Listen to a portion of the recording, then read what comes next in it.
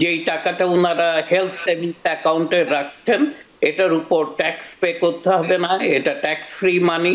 Qualified medical এক্সপেন্সের জন্য এই টাকাটা উইথড্র করা হয়, এটার উপরও তখন ট্যাক্স পে করতে হয় না। ট্রিপল বেনিফিট দিচ্ছে হেলথ সেভিংস অ্যাকাউন্ট, যেটা কিন্তু রেগুলার আইআরএ অথবা রিটায়ারমেন্ট অ্যাকাউন্ট দেয় না। ফ্লেক্সিবল সেভিংস অ্যাকাউন্টে আপনি প্রতি বছর প্রি ট্যাক্স ডলার কন্ট্রিবিউট করতে পারেন এবং এটা আপনার ইনকামকে রিডিউস করতে সাহায্য করবে। হেলথ সেভিংস অ্যাকাউন্ট, যারা high deductible health insurance plan carry করে তাদের জন্য কিন্তু এটা একটা মোক্ষম সুযোগ।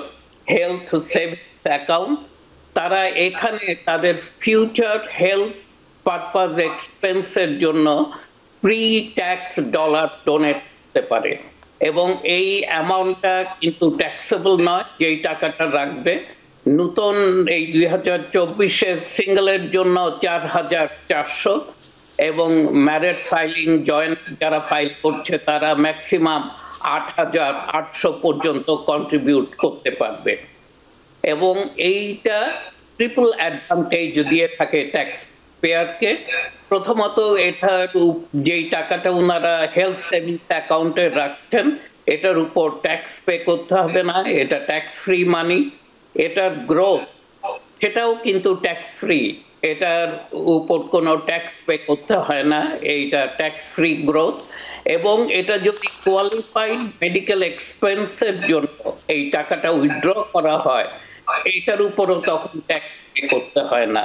অতএব এটা ট্রিপল বেনিফিট দিচ্ছে হেলথ সেভিংস অ্যাকাউন্ট, যেটা কিন্তু রেগুলার আইআরএ অথবা রিটায়ারমেন্ট অ্যাকাউন্ট দেয় না। রিটায়ারমেন্ট অ্যাকাউন্ট আমরা জানি এটা ট্যাক্স ফ্রি মানি এবং গ্রোথ হচ্ছে ট্যাক্স ডেফার্ড, আমাকে ট্যাক্স পে করতে হয় না গ্রোথের উপর, কিন্তু যখন আমি উইথড্র করব তখন কিন্তু এটা ট্যাক্সেবল। কিন্তু হেলথ সেভিংস অ্যাকাউন্টে আমি যদি উইথড্র করি ফর কোয়ালিফাইড হেলথ এক্সপেন্সের জন্য এটা কিন্তু ট্যাক্স ফ্রি। তো এটাকে বলা হয় খুব পাওয়ারফুল একটা টুল, যেটা দিয়ে আপনি শুধুমাত্র আপনার ইনকাম ট্যাক্স লায়াবিলিটি রিডিউস করবেন না, আপনার ফিউচার লায়াবিলিটিও আপনি এটা দিয়ে রিডিউস করতে পারেন হেলথ সেভিংস অ্যাকাউন্ট দিয়ে। পরবর্তীতে আলোচনা করব ফ্লেক্সিবল সেভিংস অ্যাকাউন্ট, এফএসএ। এটাও হেলথের জন্য ব্যবহার করা হয়ে থাকে এবং ফ্লেক্সিবল সেভিংস অ্যাকাউন্টে আপনি প্রতি বছর প্রি ট্যাক্স ডলার কন্ট্রিবিউট করতে পারেন এবং এটা আপনার ইনকামকে রিডিউস করতে সাহায্য করবে। কিন্তু এখানে ছোট্ট একটা ক্যাচ আছে, এন্ড অফ ইয়ার এন্ডে গিয়ে আপনাকে কিন্তু যেই টাকাটা আপনি সেট অ্যাসাইড করেছিলেন ফ্লেক্সিবল সেভিংস অ্যাকাউন্টে সেটা কিন্তু আপনাকে ব্যবহার করে ফেলতে হবে। এটাকে আমরা বলে থাকি use it or lose it. যদি এটা আপনি ইউজ না করতে পারেন বছর এন্ডে গিয়ে তাহলে কিন্তু এই টাকাটা আপনি লুজ করবেন, এটা পরবর্তী বছর ক্যারি ফরওয়ার্ড হয় না। কিছু কিছু এমপ্লয়ার এই সুযোগটা দেয় কিন্তু মেজরিটি অফ এমপ্লয়ার এটাকে ক্যারি ফরওয়ার্ড করতে দেয় না।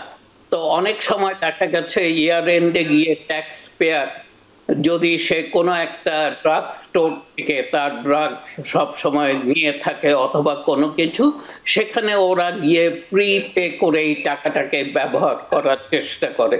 তো এটা একটু কেয়ারফুল থাকতে হবে যে এফএস এর এই টাকাটা use it or lose it এই প্রিন্সিপালের উপরে কন্ট্রিবিউট করতে হয়।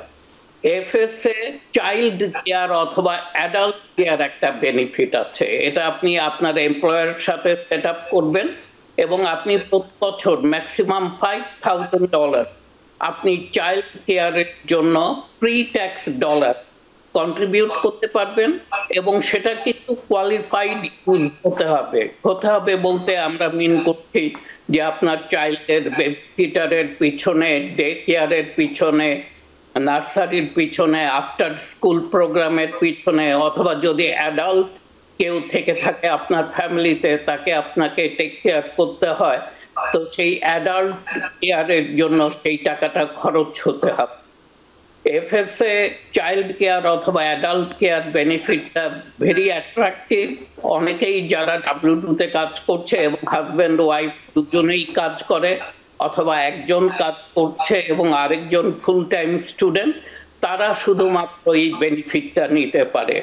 কিন্তু বাসায় যদি ধরেন এক স্পাউস কাজ করছে, আরেক স্পাউস কাজ করে না, তখন কিন্তু এই বেনিফিটটা নেওয়া যায় না, এফএসএ চাইল্ড কেয়ার অথবা অ্যাডাল্ট কেয়ার বেনিফিটটা। এর পরবর্তীতে আলোচনা করব ক্যাপিটাল লস নিয়ে। এটা ভেরি ইন্টারেস্টিং টুল এবং আমরা অনেকে এটাকে প্রপারলি ব্যবহার করি এবং অনেকেই এটা ব্যবহার করতে ব্যর্থ হই। অনেক সময় দেখা গেছে যে যখন ট্যাক্স ফাইল করি অনেকেই 1099B ফর্মটা নিয়ে আসছে স্টকস বাই অ্যান্ড সেলের উপরে, কিন্তু দেখা গেছে তার হয়তো $50,000 লস, কিন্তু সেই লসটা উনি দেখাতে পারতেন না। এর অর্থ হচ্ছে উনি স্টকগুলোকে সেল করার পর 30 ডেজ যে একটা ওয়েট টাইম আছে, সেই 30 দিন অপেক্ষা করে নাই, তার আগেই উনি স্টকগুলোকে বাই ব্যাক করেছেন। অতএব উনি যে লসে সেল করেছেন সেই লসটা যদি উনি ক্যাপিটালাইজ করতে পারতেন, উনি যদি ধরে রাখতে পারতেন মোর দেন 30 ডেজ, তাহলে এই স্টক পোর্টফোলিও পরবর্তীতে উনাকে কোনো গেইনের ট্যাক্স লায়াবিলিটি থেকে সেভ করতো।